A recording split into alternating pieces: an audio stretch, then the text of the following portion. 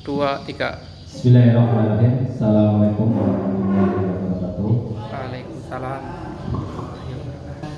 Alhamdulillahirabbil alamin wa bihi nasta'in wa ala alihi wa sahbihi ajma'in amma ba'du. Yang saya hormati Ibu Kepala Sekolah SDN 2 Lembur, yang saya hormati pula Dewan Guru SDN 2 Lembur. Terima kasih atas kehadirannya pada kesempatan hari ini.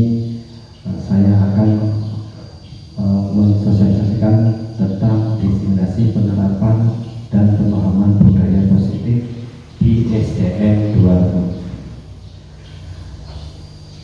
Pada kesempatan ini acara itu yang pertama adalah pembukaan, yang kedua sambutan dari kepala sekolah, kemudian yang ketiga sambutan dari guru SDN 2 Lembur, kemudian penyampaian materi, kemudian tanggapan dari guru, dan yang terakhir adalah kasus. Baik Bapak Ibu, untuk mengawali, mari kita buka acara hari ini dengan bacaan Bismillah. Bismillahirrahmanirrahim. Yang kedua itu sambutan dari Ibu Kepala Sekolah SDN 2 Lembur. Waktu dan tempat kami persilakan.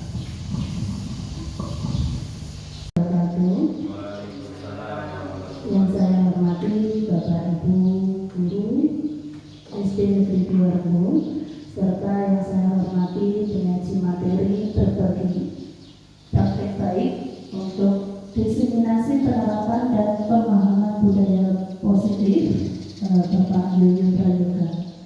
Pertama dan utama, marilah kita panjatkan puji syukur kita kepada Allah Subhanahu wa Ta'ala yang telah melimpahkan rahmat dan hidayahnya kepada kita semua, sehingga kita bisa berkumpul di acara yang penuh dengan manfaat, insya Allah.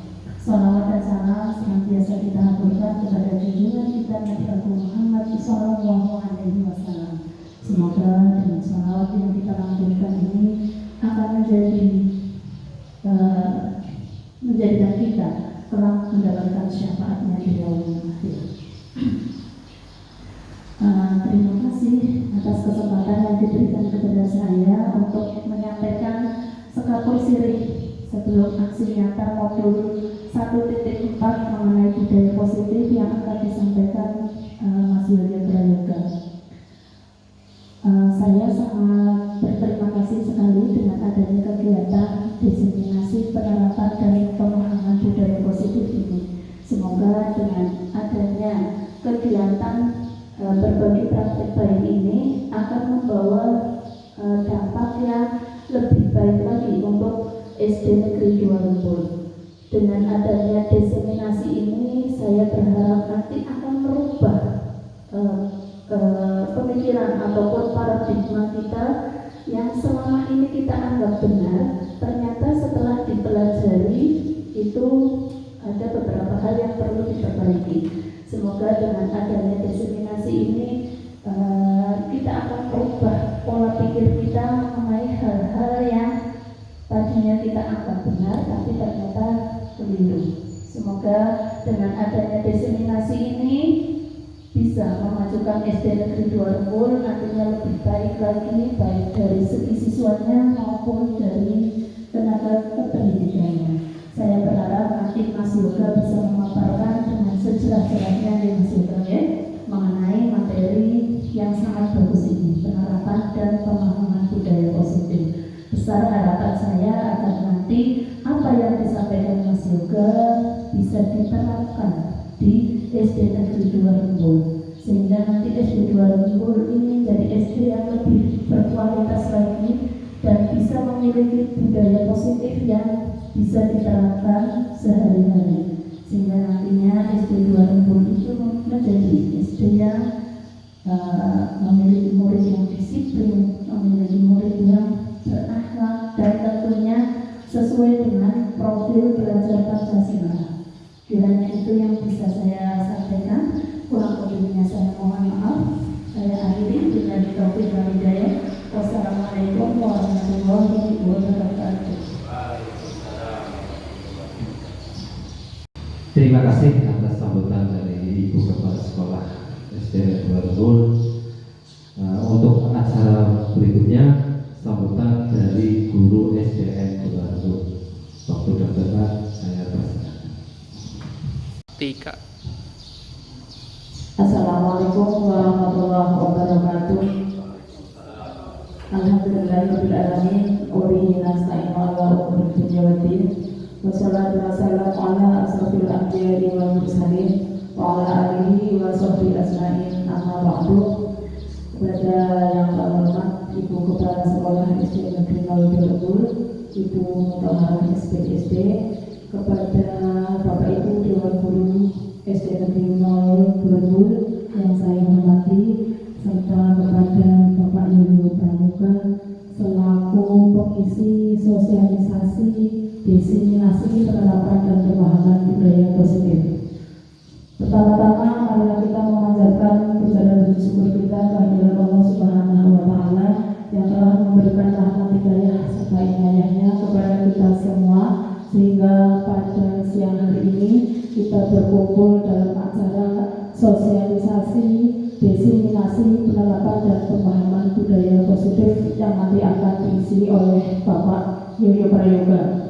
Yang kedua, salawat serta salam marilah kita sanjungkan kepada junjungan kita Nabi besar Muhammad SAW, yang tentunya kita nantikan syafaatnya hingga kelak di yaumil qiyamah. Amin Allahumma amin.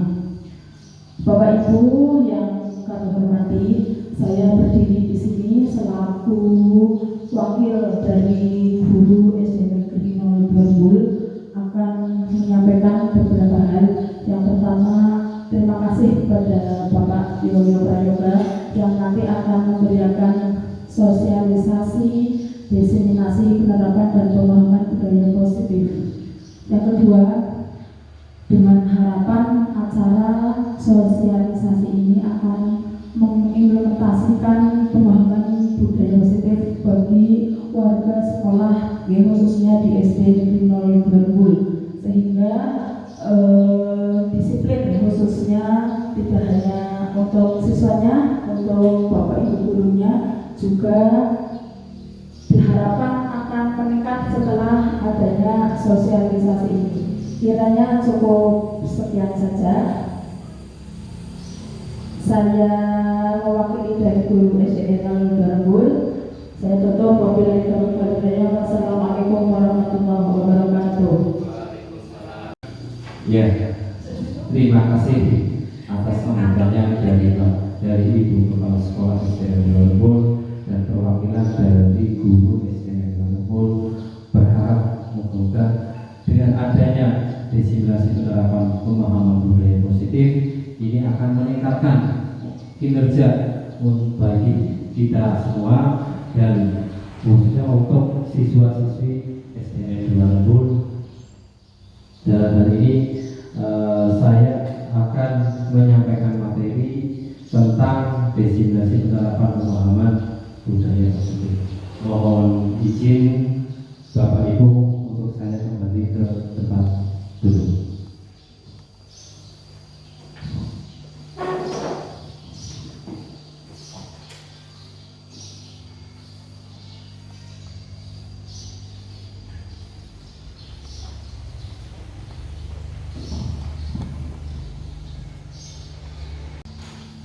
Baik Bapak Ibu, dalam kesempatan ini saya akan memaparkan dengan kaitan dengan aksi nyata modul 1.4 budaya positif, diseminasi penerapan dan pemahaman budaya positif.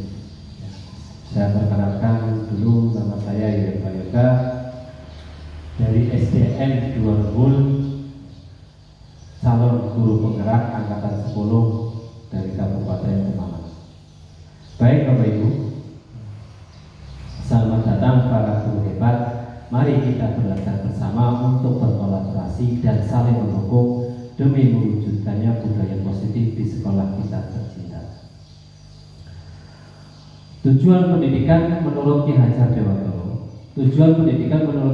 Dewantoro adalah menuntut segala kekuatan yang ada pada anak-anak agar mereka dapat mencapai keselamatan dan kebahagiaan yang setinggi-tingginya baik sebagai manusia maupun sebagai anggota masyarakat. Oleh karena itu, pendidik itu hanya dapat menuntut tumbuh atau hidupnya kekuatan organ yang ada pada anak agar dapat memperbaiki lakunya, bukan dasarnya hidup dan tumbuhnya kekuatan organ anak-anak baik organ alam maupun organ zaman. Tujuan pendidikan menurut Ki Hajar Dewantoro dalam menuntut laku dan pertumbuhan organ anak, Ki Hajar Dewantoro mengibaratkan peran pendidik seperti seorang petani atau tukang kebun. Anak-anak bagaikan biji jagung yang disempat atau ditanam oleh Pak Tani di lahan yang telah disediakan. Bila biji jagung ditempatkan di tanah yang subur dan mendapatkan sinar matahari serta pengairan yang baik, maka biji jagung dapat bertumbuh dengan baik karena perhatian dan perawatan Pak Tani. Meskipun biji jagung tersebut adalah benih yang kurang berkualitas, sebaiknya meskipun biji jagung yang disemai dalam bibit berkualitas baik, namun tumbuh di lahan yang gersang dan tidak mendapatkan pengairan dan cahaya matahari serta tanah dingin Pak Tani, maka jagung itu mungkin akan tumbuh namun tidak akan optimal. Budaya positif, tentunya kita sudah tidak asing lagi dengan adanya budaya positif. Apa itu budaya positif? Ya, betul apa kata Pak Udin, ya, budaya positif biasaan, ya. Budaya positif adalah suatu kebiasaan yang dilakukan secara terus-menerus hingga tumbuh menjadi karakter. Salah satunya tanggung jawab seorang guru adalah bagaimana kita bisa menciptakan suasana lingkungan positif yang terdiri dari warga sekolah saling mendukung, saling belajar, dan saling bekerja sama. Jadi di sini kita harus membiasakan diri. Ya, contoh dengan adanya kita berangkat pagi. Ya, berangkat pagi itu karena apa? Apakah itu karena kita ingin dapat reward? Ya, apakah karena dari diri sendiri? Ya, apakah dari hati? Apakah dari lingkungan? Nah itu. Dan kemudian dengan kita membiasakan diri seperti itu, maka siswa-siswa kita akan terbiasa juga dengan mengadakan budaya positif dengan disiplin. Berikutnya pertanyaan normatif, setuju atau tidak hukuman dapat mendiskusikan anak pemberian? Yang kedua, pemberian hukuman dengan hal positif seperti membaca atau membersihkan halaman sekolah dapat meningkatkan disiplin anak, memberi penghargaan atau meningkat motivasi belajar. Di sini dari ya mungkin ada dari pengalaman ataupun yang dulu ya, itu kita sering memahami antara disiplin apakah itu berkaitan dengan hukuman. Budaya positif, apa yang ada dalam benak panjenengan tentang budaya positif itu? Iya, siap. Taufik, monggo. Terima kasih untuk budaya positif. Sepengetahuan saya tentang budaya positif Amit, Pak. itu kaitannya dengan pembiasaan pas pada waktu sehari-hari. Contohnya ketika mau masuk ke kelas, diusahakan anak-anak itu berbaris dulu, terus masuk kelas itu bersalam-salaman. Mungkin hanya itu yang bisa saya sampaikan. Terima kasih Mas Yoga. Ya, salaman, kemudian nanti siswanya itu masuk. Ya, itu di situ juga menumbuhkan rasa kedekatan dengan siswa, juga dengan akan lebih untuk siswanya lebih semangat lagi untuk mengikuti belajar. Baik Bapak Ibu, ya, pada budaya positif ini itu ini adalah budaya positif suatu kebiasaan yang dilakukan secara terus-menerus hingga tumbuh menjadi karakter. Tadi seperti jawabannya Pak Sebudi, itu dilakukan setiap hari agar anak itu menjadi kebiasaan dengan tadi bersalaman, itu di situ juga terdapat banyak teori-teori yang tentang kedekatan itu dengan baik itu dengan guru ataupun ketika mau berangkat sekolah itu untuk membiasakan siswa itu berpamitan. Baik, budaya positif itu adalah salah satu tanggung jawab seorang guru adalah bagaimana kita menciptakan suatu lingkungan positif yang terdiri dari warga sekolah yang saling mendukung, saling belajar, dan saling bekerja sama. Ya, apa di sini? Ya, berarti kita itu harus saling warga sekolah itu berarti ada guru, ada siswa, dan juga ada staff, ada itu. Nah, dengan apa? Tadi ya, itu tadi sudah disampaikan Pak Serudin. Kemudian budaya positif lagi yang kita jalankan di sini itu pembiasaan setiap pagi itu ada dari guru agama maupun dari guru PJOK. Ya, dari setiap pagi kita itu melaksanakan budaya-budaya positif.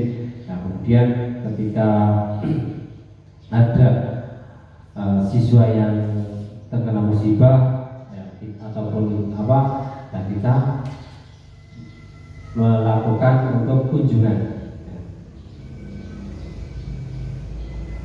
Pertanyaan tematik. Setuju atau tidak setujukah? Yang pertama, hukuman dapat mendisiplinkan anak. Bagaimana menurut Bapak? Setuju. Kenapa setuju? Supaya tahu salahnya di mana.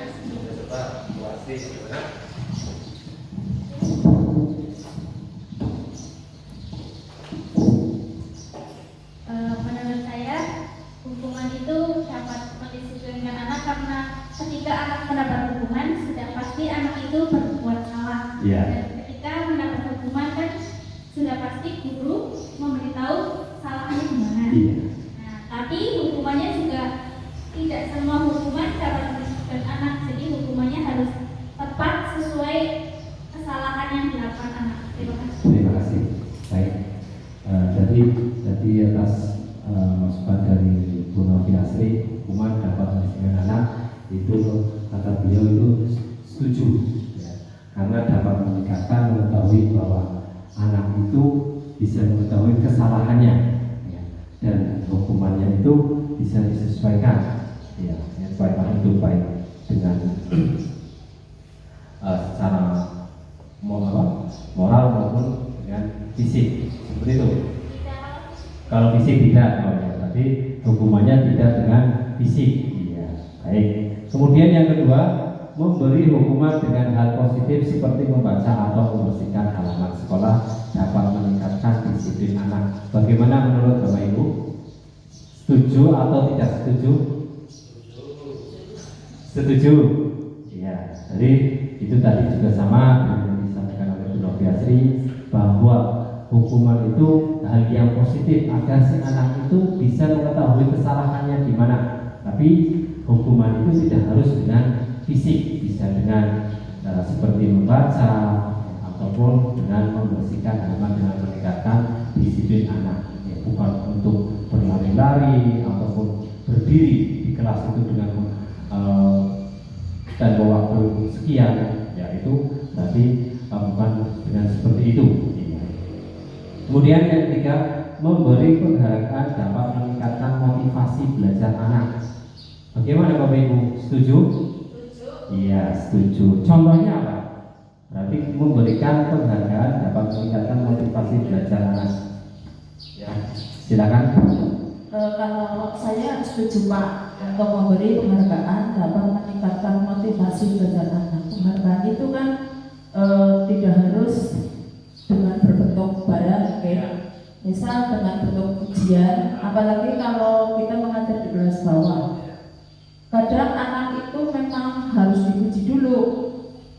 Contoh ketika dia membaca, dia belum bisa, tapi dikasih rentang waktu sekian hari harus bisa membaca 4 kata misalkan. ketika anak dalam waktu yang sudah ditentukan terus bisa, kita ngasih penghargaan dengan bentuk pujian secara lisan, itu nanti anaknya lebih semangat lebih. Makanya untuk pemantik ini saya pribadi setuju. Penghargaan kepada anak itu Iya. untuk memotivasi. Memotivasi. Ya, setuju. Baik, terima kasih atas masukannya dari Bu Solehat. Katanya untuk di kelas bawah itu sering ya, kadang kita memerlukan untuk agar si anak itu agar termotivasi dengan dua baris untuk membaca, kemudian nanti dapat penghargaan atau pujian atau semacam apa, itu nanti juga buat motivasi anak. Baik Bapak Ibu, ya, di sini berbicara dengan topik dalam definisi pemahaman dan pengalaman penaraf budaya positif. Yang pertama, saya akan menyampaikan tentang disiplin positif dan nilai-nilai kebajikan universal. Kemudian yang kedua, teori motivasi hukuman dan penghargaan restitusi. Yang ketiga, keyakinan keras. Kemudian yang keempat, kebutuhan dasar manusia. Kemudian yang kelima, itu posisi kontrol. 5 posisi kontrol. Yang keenam, restitusi segitiga. Nah, baik Bapak Ibu.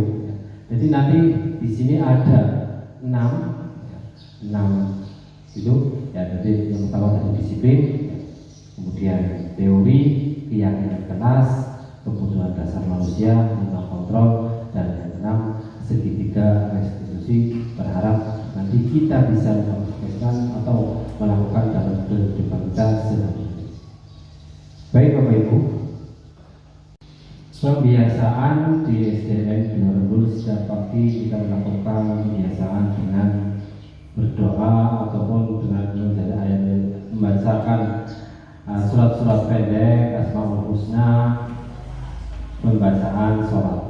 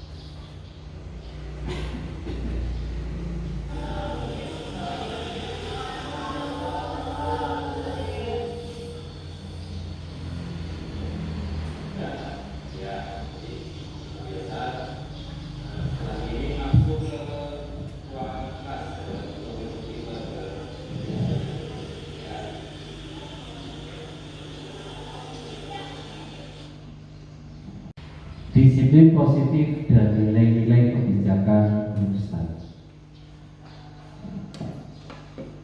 Perubahan paradigma pada kegiatan kepalan tangan ada A dan B, Anda dan teman Anda. Sobeklah secerai kertas kecil, tuliskan benda atau suatu yang sangat berharga untuk Anda dan letakkan di salah satu tangan Anda dan genggam benda atau suatu tersebut dengan segala daya buat sebuah kepala. Kemudian teman Anda si B akan mencoba dengan sekuat tenaga dengan berbagai cara untuk meminta Anda memberikan benda tersebut. B bisa membujuk, mengancam, menghadirkan atau merayu, menyuap apa saja agar Anda dapat membuka kepala Anda. Apa yang akan terjadi? Silakan coba Bapak Ibu untuk apa yang berharga bagi barang yang berharga menurut Anda. Ya, silakan ini untuk ditulis. Boleh 1, boleh 2. Ya, silakan yang menurut Anda itu berharga.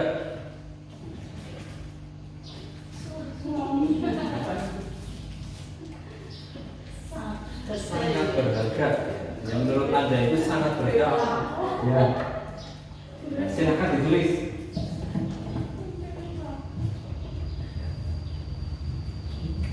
Ya, pen.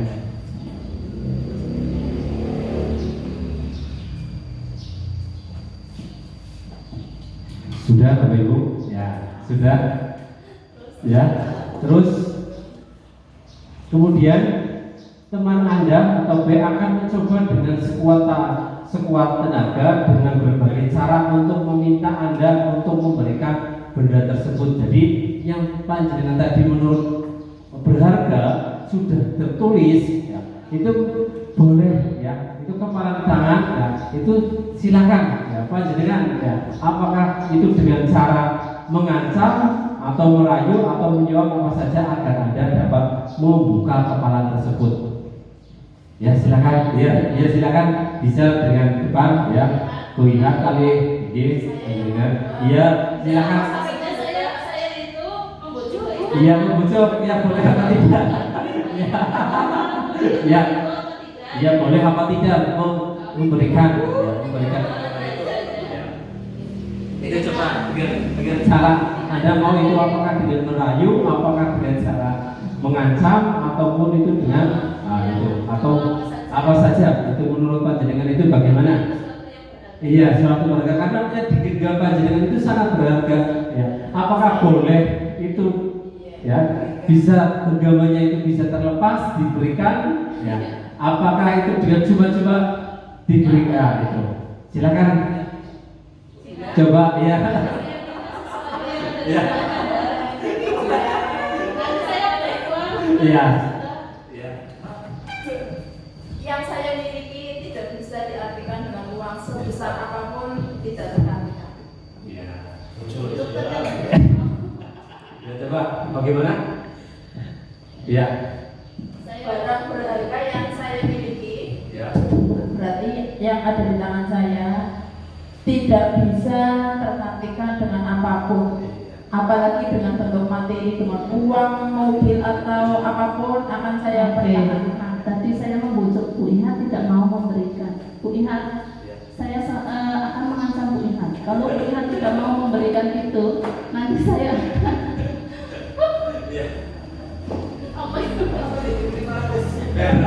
Iya, tadi saya menawarkan beliau memberikan sesuatu itu, nanti saya ganti dengan 500 juta, tapi beliau tidak mau, Pak. Coba saya mengancam beliau, barangkali beliau mau memberikan itu. Bu ingat, kalau jenengan tidak mau memberikan itu, nanti rumah Anda saya bakar. Terserah, nggak apa-apa, karena barang sesuatu yang saya genggam ini berarti tidak ada yang bisa menggantikan. Rumah itu bisa saya bikin lagi. Iya. Tapi ini akan saya pertahankan semampu saya, sekuat tenaga saya, tidak bisa tergantikan dengan apapun. Oke, ternyata Ibu kuliah tetap mempertahankan apa yang Iya. Iya. Jadi genggaman itu ibarat ya apa yang ada jadi hak panjenengan.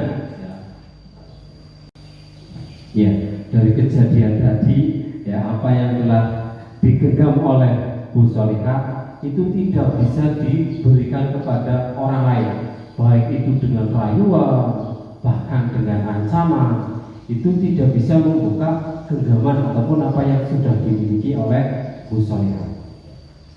Jadi di sini ya, yang bisa menggenggam, yang bisa memberikan, yang bisa membuka itu siapa? Itu adalah pada diri sendiri, bukan oleh orang lain. Baik itu tadi dengan ancaman ataupun dengan rayuan, itu tidak bisa. Perubahan paradigma teori kontrol. Teori pilih ilustrasi kontrol. Ilustrasi guru mengontrol murid. Pada dasarnya kita tidak dapat memaksa murid untuk berbuat sesuatu jika murid tersebut memiliki untuk tidak melakukannya, walaupun tampaknya guru sedang mengontrol perilaku murid. Hal demikian terjadi karena murid sedang mengizinkan dirinya untuk dikontrol. Jadi ketika di kelas ya, kita terkadang bisa menguasai mereka, padahal tidak sepenuhnya kita itu bisa menguasai mereka. Ya, kita menginginkan mereka itu bisa membaca, bisa menulis, bisa berhitung. Pada dasarnya itu ya, akan kembali kepada diri mereka. Ya. Kemudian ilustrasi bahwa kritik dan membuat orang merasa bersalah dapat menguatkan karakter. Ya.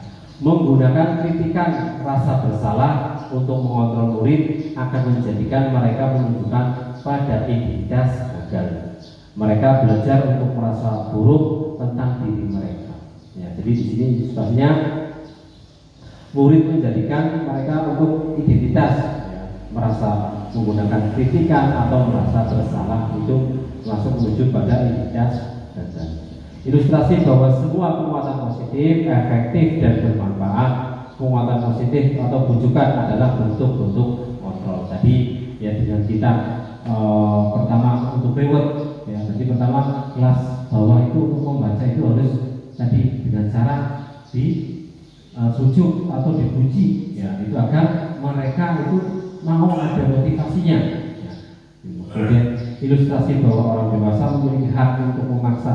Banyak orang dewasa yang percaya bahwa mereka memiliki tanggung jawab untuk membuat murid-murid tersebut hal yang tentu seperti hukuman ataupun paksaan, hubungan kebencian atau kebencian ya. Dari di sini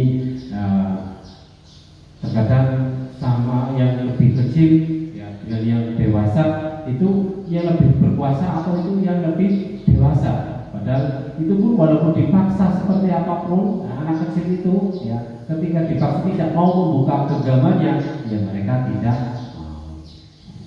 Ya. Perubahan paradigma teori kontrol ya, atau diskonsepsi tentang makna kontrol. Siapa sesungguhnya yang memiliki kontrol? Menurut simulasi respon, kita mencoba mengubah orang agar berpandangan sama dengan kita. Teori kontrolnya atau pilihannya, kita berusaha memahami pandangan orang lain tentang dunianya. Ya. Kemudian perilaku buruk dilihat sebagai suatu kesalahan. Padahal teori kontrolnya itu semua perilaku memiliki tujuan. Kemudian simulasi responnya, orang lain bisa mengontrol saya. Ya. Teori kontrolnya hanya Anda yang bisa mengontrol diri Anda. Pemaksaan ada pada saat bujukan gagal. Teori kontrolnya atau pilihannya, kolaborasi dan kerjasama menciptakan pilihan-pilihan baru. Kemudian simulasi respon, metode berpikir menang atau kalah. Metode berpikirnya, teori kontrolnya itu metode berpikir menang. Jadi di sini tentang paradigma teori kontrol itu ya mengalami perbedaan. Ya, tadinya yang memaksa, ya, kemudian bisa memberikan. Nah itu di sini ada perbedaannya. Ya, yang siapa yang bisa membuka ataupun yang bisa memberikan itu ya pada diri sendiri, bukan dari tadi ataupun besar ataupun kecil ataupun guru dengan siswa ataupun sebaliknya. Apa makna disiplin? Ya, tadi disiplin sudah disampaikan sama Pak Saifuddin. Ya, itu kegiatan rutin yang dilakukan setiap hari ataupun setiap waktu. Ya. Apakah makna disiplin? Ya, kebanyakan orang menghubungkan kata disiplin dengan tata tertib, teratur atau kepatuhan kepada peraturan. Kata disiplin juga sering dihubungkan dengan hukuman. Padahal itu sungguh berbeda, karena belajar tentang disiplin positif tidak harus dengan memberi hukuman. Justru itu adalah salah satu alternatif terakhir, dan bila dilakukan tidak digunakan sama sekali. Ya, tadi yang menurut Bu Asri tentang hukuman ataupun itu bisa dilakukan, boleh atau tidak? Boleh, tapi itu dilakukan ketika terakhir kali. Boleh tidak digunakan? Boleh. Ya, itu alternatif terakhir. Justru ya ini ya. Jadi disiplin positif tidak harus dengan memberi hukuman. Justru itu adalah salah satu alternatif terakhir, dan tidak perlu digunakan sama sekali hukuman tadi. Asal kata disiplin berasal dari bahasa Latin discipline, yang artinya belajar. Makna asal dari kata ini berkontak dengan disiplin diri. Disiplin diri membuat orang menggali potensi, menunjukkan sebuah tujuan apa yang dihargai. Kemudian makna kata disiplin, teori kontrol Anda tidak bisa mengontrol orang lain, hanya Anda yang bisa mengontrol diri sendiri. Seperti tadi kita laksanakan, bahwa yang bisa membuka atau bisa mengontrol itu adalah diri sendiri. Disiplin adalah belajar kontrol diri dengan menggali potensi kita agar tercapai tujuan mulia, yaitu menjadi seorang yang bisa diinginkan berdasarkan nilai-nilai yang dihargai. Artinya di sini mampu melakukan suatu berdasar motivasi interaksi yang ada pada diri sendiri tanpa terpengaruh iming-iming ataupun ancaman, ya, ataupun motivasi dari luar berdasarkan nilai-nilai kebajikan yang mereka hargai. Nilai-nilai kebajikan universal. Nilai-nilai kebajikan adalah sifat-sifat positif manusia yang merupakan tujuan mulia yang ingin dicapai setiap individu. Nilai tersebut bersifat universal, bersifat umum atau berlaku bagi semua orang. Nilai-nilai ini yang ingin dicapai oleh setiap anak Indonesia kita kenal dengan profil belajar Pancasila. Yang pertama, beriman dan bertakwa kepada Tuhan Yang Maha Esa dan berakhlak mulia. Kemudian yang kedua, mandiri. Yang ketiga, bernalar kritis. Kemudian yang ketiga, pendidikan global.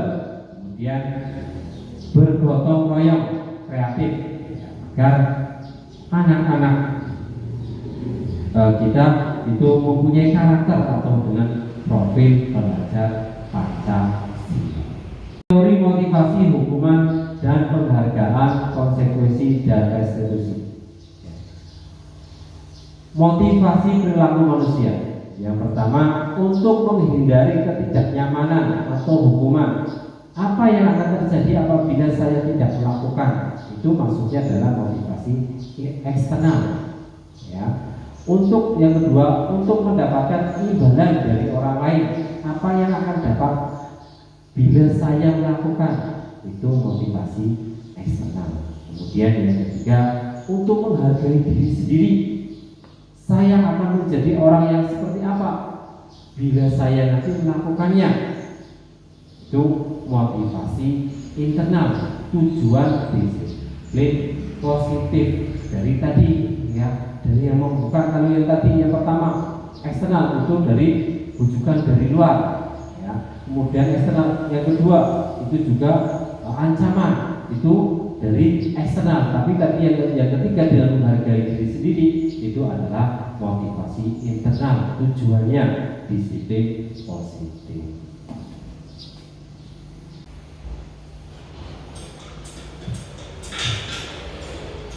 Ada apa, Ucok? Saya kesana pakai tiket, saya selalu sendiri. Oke, kalau kamu bisa selesaikan tiketnya, Bapak janji kamu akan dirujuk ke kelas selama 1 minggu. Aku hari ini mau tiket lagi, tapi bisa ya Pak?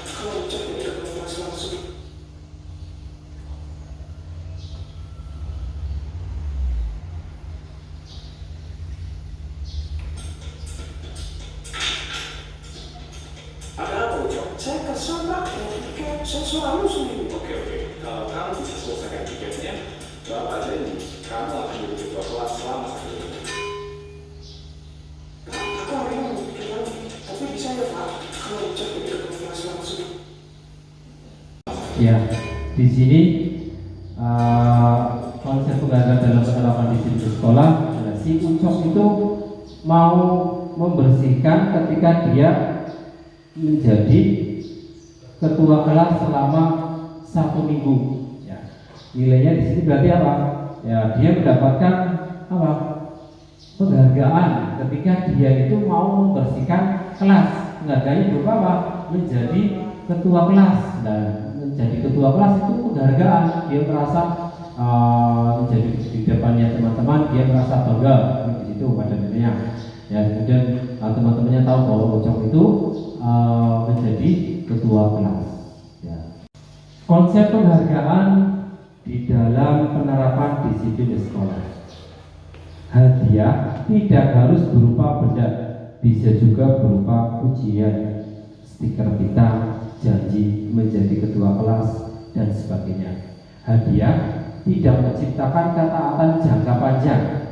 Anak akan terbiasa untuk diberikan hadiah jika melakukan tugasnya. Perilaku didasarkan pada motivasi eksternal. Ya, jadi ketika siswa itu selalu mendapatkan pujian ataupun tadi mendapatkan hadiah mau melakukannya, itu dampak kurang baiknya itu ketika jangka panjang. Jadi dia mau bekerja, dia mau melakukan hal yang baik itu ketika dia dapat pujian ataupun dapat hadiah, ataupun dia mau perbuatan yang baik, ya, ketika dia mendapatkan ancaman atau dia, itu berarti kan tadi genggamannya yang tadi digenggam itu karena rayuan ataupun karena ancaman dia mau membukanya, tapi ketika dengan dari dirinya sendiri, ya itu akan lebih baik untuk dirinya untuk berikutnya. Konsep hukuman dan penerapan disiplin di sekolah. Hukuman bersifat tidak terancam atau tiba-tiba. Hukuman bersifat satu arah. Murid tidak diajak berdiskusi dalam memecah masalah. Hukuman yang diberikan bisa berupa fisik maupun fisik. Murid ya di sekitar disakiti oleh suatu perbuatan atau kata-kata. Tidak ada koreksi logis antara kesalahan dan solusi yang dipilih untuk memperbaiki kesalahan tersebut. Hukuman tidak menjadi murid menjadi disiplin. Sama seperti hadiah, keduanya hanya memberikan ketaatan jangka pendek. Dihukum oleh penghargaan, bahwa penghargaan maupun hukuman adalah cara-cara mengontrol perilaku seorang yang menghancurkan potensi pembelajaran sesungguhnya. Menurut Alif tahun 1903, tidak akan memberikan penghargaan nilainya sama dengan menghukum seseorang. Pengaruh jangka pendek dan jangka panjang. Penghargaan akan efektif untuk jangka pendek, namun akan menyebabkan ketergantungan apabila dilakukan dalam jangka panjang. Pengaruh yang tidak efektif. Jika murid mengharapkan penghargaan kemudian tidak mendapatkan, maka dia akan kecewa dan berkecil hati. Serta kemungkinan lain, ia tidak akan berusaha sekeras sebelumnya. Kemudian penghargaan mengurangi motivasi intrinsik. Memberikan penghargaan kepada anak pada saat dia sedang merasakan bangga dengan mencapai sendiri, maka kita akan mengambil kegembiraan yang saat itu sedang dirasakan secara alam. Penghargaan menurut hubungan. Ketika seseorang diberikan penghargaan di depan seorang banyak, maka yang lain akan merasakan iri, dan sebagian dari mereka tidak meyakini bahwa orang yang diberikan menghargai tersebut. Jadi ketika penghargaan itu diberikan, ada dampaknya baik itu jangka panjang ataupun jangka pendek. Ya, jangka pendeknya ya tadi ya mungkin mereka akan termotivasi pada saat itu dia akan berhasil, tapi ketika tidak mendapatkan penghargaan di jangka seterusnya atau berikutnya, itu malah akan kembali lagi. ya, tidak termotivasi atau tidak menjadi kebiasaan yang baik lagi. Penghargaan yang tidak efektif, ya tadi mendapatkan, maka ia akan kecewa, berkecil hati, serta kemudian ia tidak akan berusaha sekeras tadi karena tidak ada penghargaan yang diberikan. Penghargaan mengurangi motivasi, ya di sini bangga dengan mencapai dirinya, maka ia akan mengambil kegembiraan saat ia sedang merasakan secara yang dialaminya. Kemudian penghargaan merusak hubungan. Ketika seorang diberikan penghargaan di depan orang, maka ia akan merasa bangga. Bahkan ada yang temannya merasa ini, ya, sebagai mereka akan menyukai orang yang diberikan penghargaan di depanmu ataupun yang tidak di depan. Ya sekarang mana masker kamu? Oh iya, maaf Pak, saya lupa pakai. Kamu tahu kan apa konsekuensinya jika tidak memakai masker? Ya Pak, belajar sendiri di perpustakaan. Baik, silahkan langsung ke perpustakaan.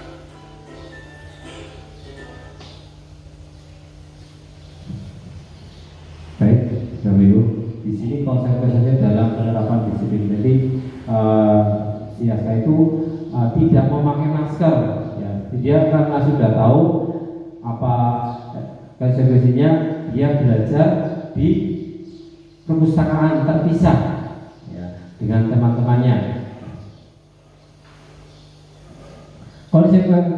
Konsekuensi dan penerapan disiplin di sekolah. Konsekuensi erat kaitannya dengan akibat apa yang diterima dari suatu perbuatan.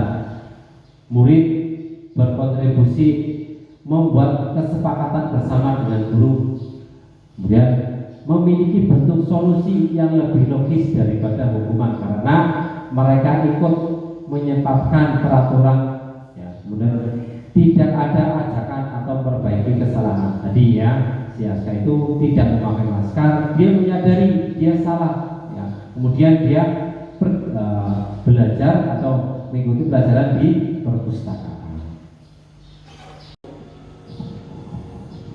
Tadi pagi aku terlambat 20 menit, maka aku harus 20 menit lagi untuk pulang.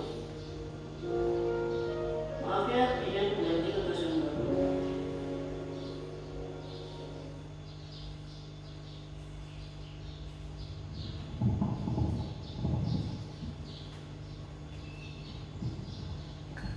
Konsep restitusi diterapkan di sekolah. Restitusi berfokus pada solusi atau pemecah masalah yang dilakukan.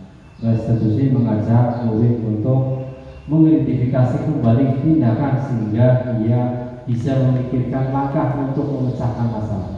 Menjadi murid merasa berharga dan lebih percaya diri karena dilibatkan dalam menyelesaikan masalah. Jadi di sini ketika ketidakdisiplinan itu ada kesepakatan antara siswa dengan guru di dalam kelas. Apa yang akan dilakukan jika tidak membersihkan lantai atau tidak mengikuti jadwal piket? Nah itu tadi pelaksananya itu akan berdampak apa? Terus apa yang akan dilakukan? Nah itu. Apapun yang hukuman atau konsekuensinya, ya. Bagaimana Bapak Ibu? Ini ya, tindakan guru mencatat 100 kali dalam buku kalimat saya tidak akan terlambat lagi karena terlambat ke sekolah. Menurut Bapak Ibu itu apa? Hukuman atau konsekuensi?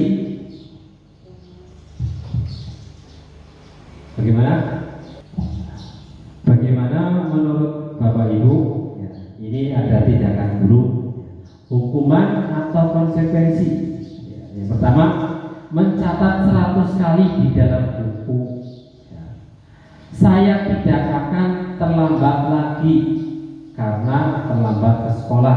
Itu maksudnya hukuman atau konsekuensi. Ya, silakan.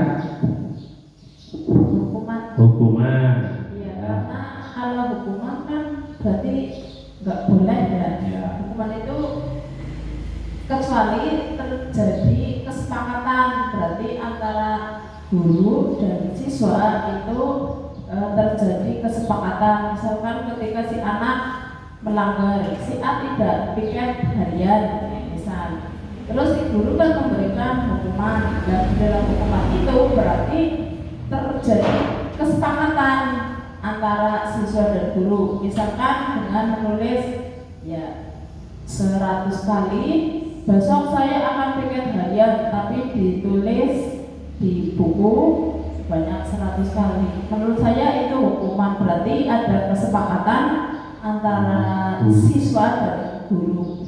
Terima kasih atas tanggapannya. Ya, mencatat 100 kali itu sudah dalam saya tidak akan terlambat lagi, itu maksudnya adalah hukuman. Kemudian yang kedua, lari mengelilingi lapangan basket 2 kali karena terlambat hadir di sekolah. Itu hukuman apa konsekuensi?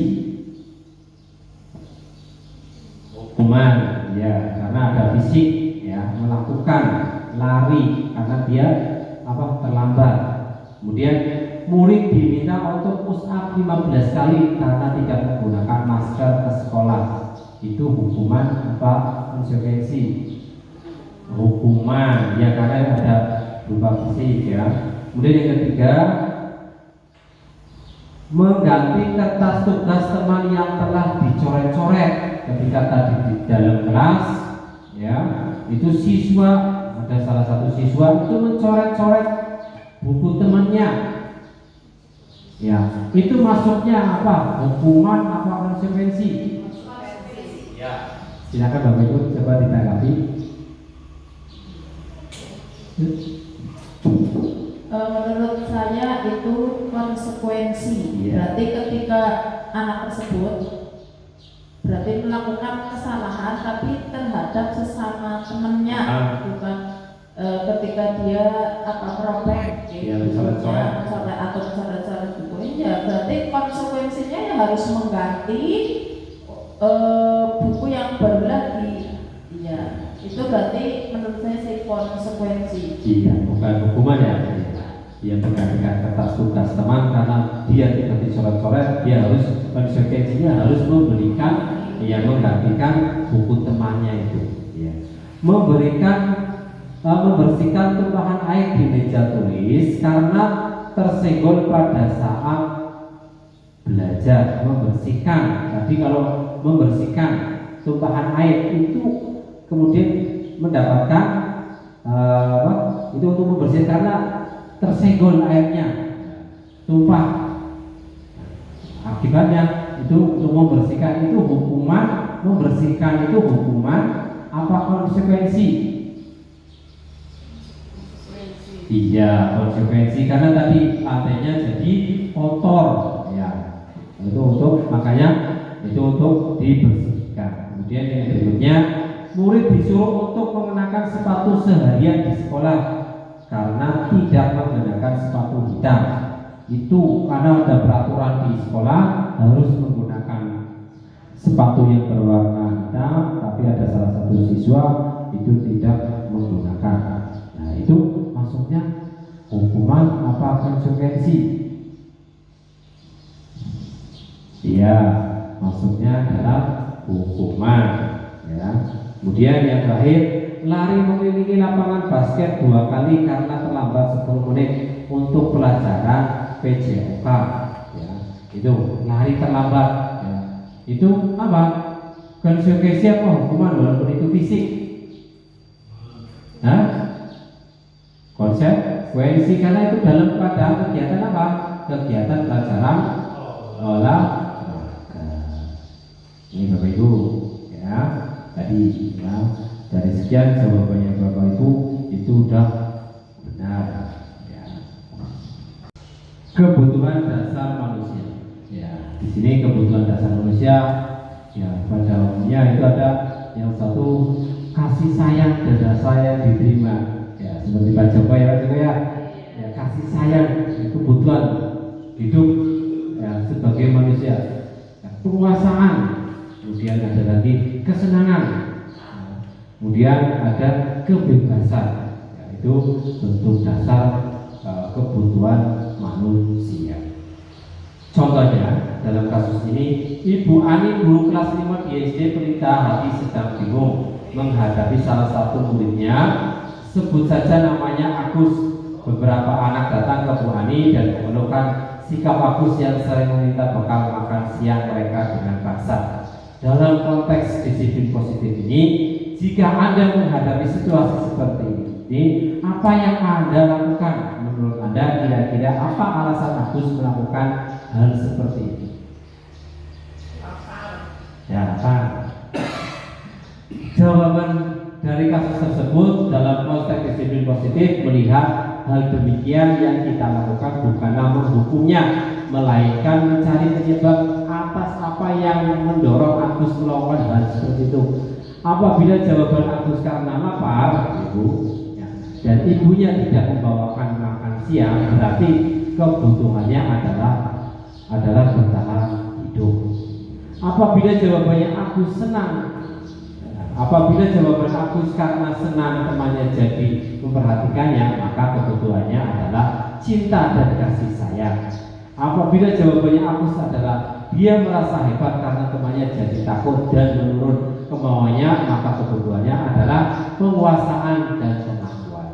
Apabila jawaban Agus karena dia tidak merasa bosan dengan bekal yang dibawa ibunya karena selalu sama, maka kebutuhannya adalah kebebasan atau kebutuhan akan pilihan. Apabila jawaban Agus karena sekedar iseng saja dengan temannya, maka kebutuhannya adalah kesenangan. 5 posisi kontrol. 5 posisi kontrol ini diterapkan seorang guru atau orang tua ataupun atasan dalam melakukan kontrol. Itu menurut Weisel tahun 1998. Sebagai posisinya ada 5. Yang pertama itu posisi sebagai penghukum, kemudian yang kedua posisi sebagai pembuat rasa bersalah, yang ketiga posisi sebagai teman, kemudian yang keempat posisi pemantau, kemudian yang kelima adalah posisi manajer. 5 posisi itu ya, diidentifikasi sebagai, itu adalah motivasi salah satu motivasi guru berbuat, ya, menghukum, menghentikan, menunjuk, menyakiti dan menyakiti, ya. Kemudian pembuatan rasa bersalah, bercermin dan mengatakan atau sesungguhnya ibu kecewa, itu sebagai pembuat bersalah. Sebagai teman, membuat alasan-alasan untuk muridnya, memantau, menghilangkan, mengukur atau mengajukan pertanyaan-pertanyaan. Guru dan berkata, identifikasi gagal, ngontrak dari luar. Kalau kamu tidak melakukan, awas ya, rasakan, itu penghukum. Ya. Kamu seharusnya sudah tahu ibu lelah sekali, mengatakan ibu stres, itu adalah membuat rasa bersalah. Ayo lakukan demi ibu. Masa kamu tidak mau, ingin, tidak pernah begitu? Itu berperan sebagai teman. Apa peraturannya? Itu sebagai pemantau. Apa yang kita yakini, apa yang bisa kau kerjakan untuk memperbaiki masalah ini, itu berperan sebagai manajer. Kemudian dengan hasil penghukum, memberontak, menyalahkan orang lain, berbohong, itu sebagai penghukum. Kemudian sebagai pembuat rasa bersalah, menyembunyikan, menyangkai, berbohong, itu membuat rasa bersalah. Kemudian yang teman, ketergantungan, itu berperan sebagai teman. Menyesuaikan diri bila diawasi, itu sebagai pemantau. Menghargai, menguatkan pribadi, itu sebagai manajer. Dampak pada muridnya itu adalah karena hukuman itu mengulangi kesalahan. Kemudian berbuat bersalah, merasa rendah diri. Ya, dampaknya sebagai teman lemah, tidak mandiri atau tergantungan kepada orang lain.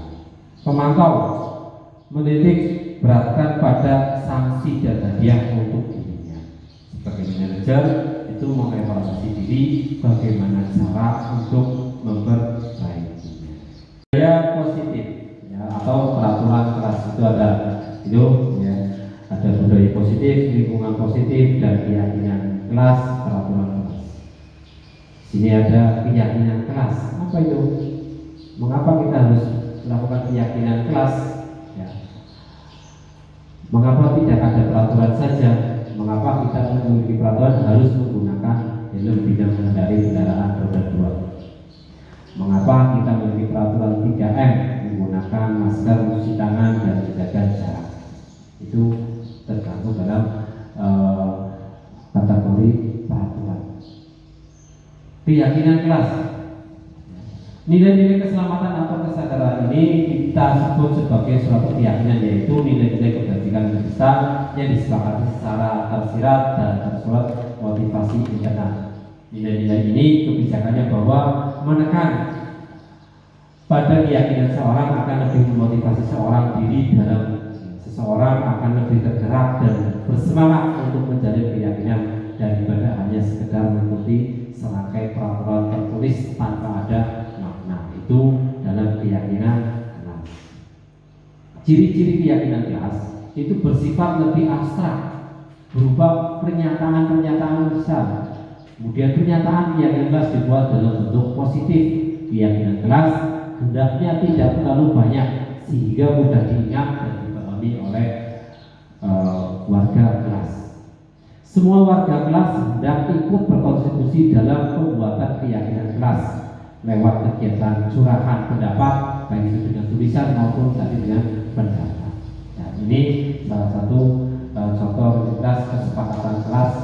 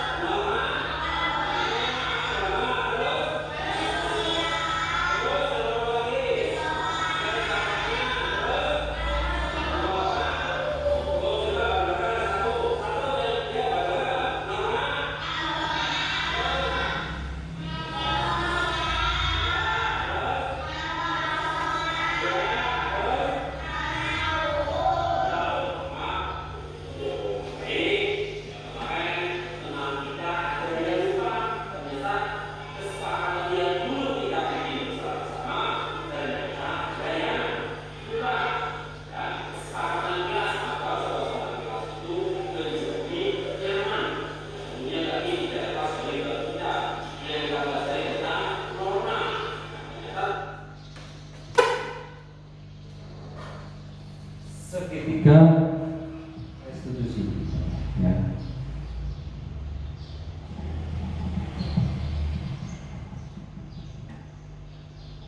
Restitusi adalah proses menciptakan kondisi bagi murid untuk memperbaiki kesalahan mereka sehingga mereka bisa mengendalikan pada kelompok mereka dengan karakter yang lain kuat. Menurut PS 2004, restitusi membantu murid menjadi lebih memiliki tujuan, disiplin positif, memulihkan dirinya setelah berbuat salah, menekankan bukan pada bagian perilaku untuk menyenangkan orang lain ataupun menghindari ketidaknyaman, namun tujuannya adalah menjadi orang yang menghargai nilai-nilai yang mereka percayai.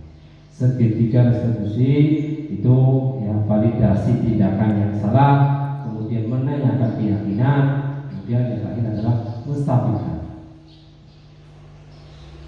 Segitiga restitusi mengubah identitas anak dari orang yang gagal karena melakukan kesalahan menjadi orang yang sukses.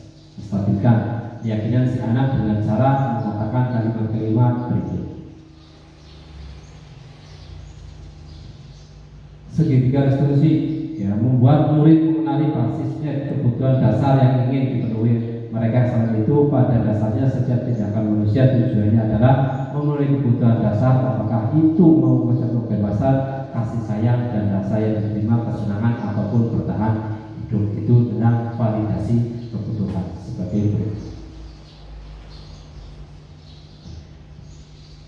Yang ketiga, anak melihat kesalahan dihubungkan dengan norma sosial nilai-nilainya memberikan dasar interaksi dengan orang lain, itu menanyakan keyakinan kelas.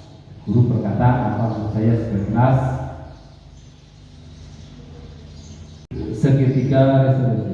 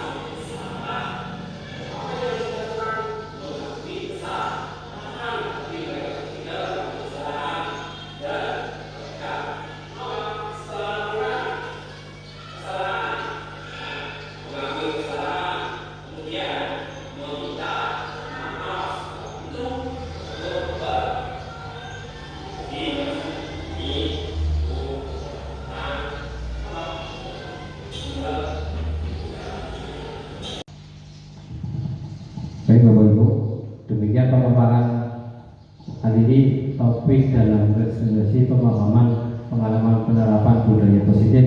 Ya, tadi yang pertama kita sudah melakukan disiplin positif dan nilai-nilai kebajikan besar.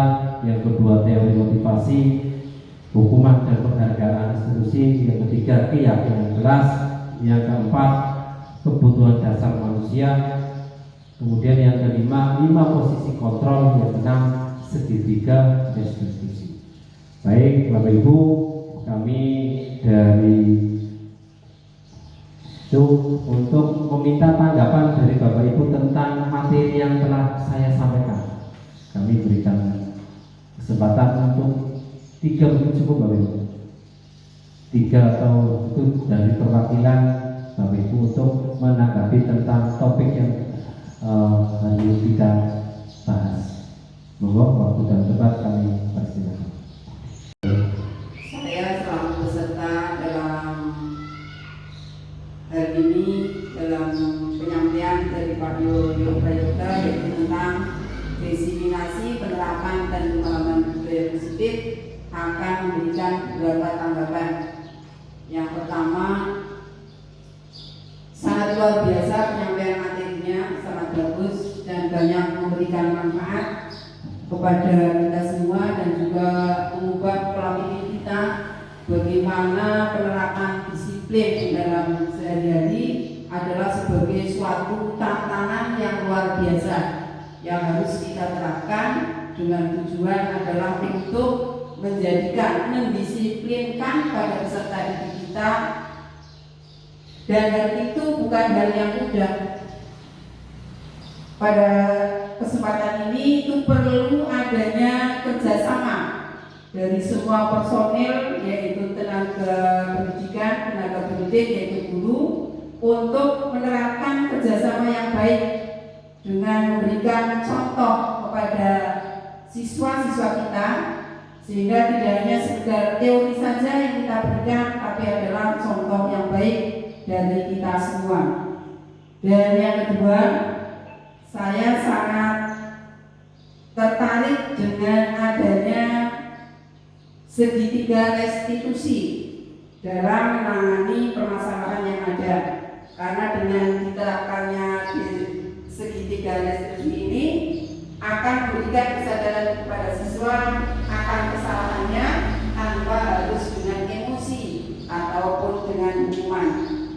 Yang ketiga, pemaparan yang sangat menginspirasi bagi saya terutama dan juga guru-guru SD Negeri 02 Rembul, bahwa kita sebagai pengajar perlu menerapkan disiplin positif dan memberikan contoh yang baik, dan juga berkaitan dengan 5 posisi kontrol guru. Kita harus menyesuaikan diri kita, posisi kita dalam berbagai kasus dan berbagai individu, sehingga pada akhirnya segala permasalahan yang ada yang muncul di sekolah kita bisa kita sikapi dengan baik. Anak juga tidak merasa dendam kepada kita, sehingga semua akan berjalan dengan kondusif. Terima kasih atas paparannya dari Pak Yoyo Prayoga tentang diseminasi penerapan dan pemahaman budaya positif. Demikian tanggapan dari kami. Terima kasih. Wassalamualaikum warahmatullahi wabarakatuh.